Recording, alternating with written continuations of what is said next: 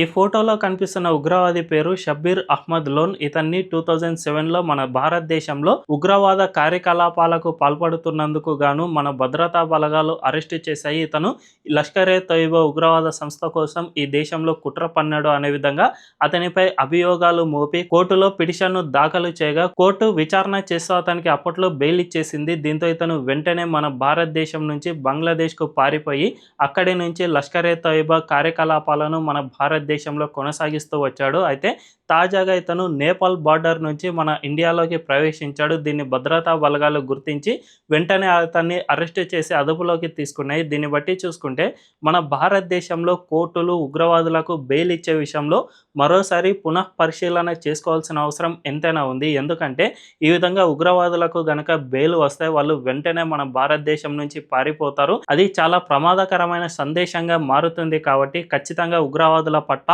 కోర్టులు కఠిన వైఖరిని తీసుకోవాల్సిన అవసరం ఎంతైనా ఉంది. మరి ఈ విషయంపై మీ అభిప్రాయం ఏంటో కామెంట్ల రూపంలో తెలియజేయండి.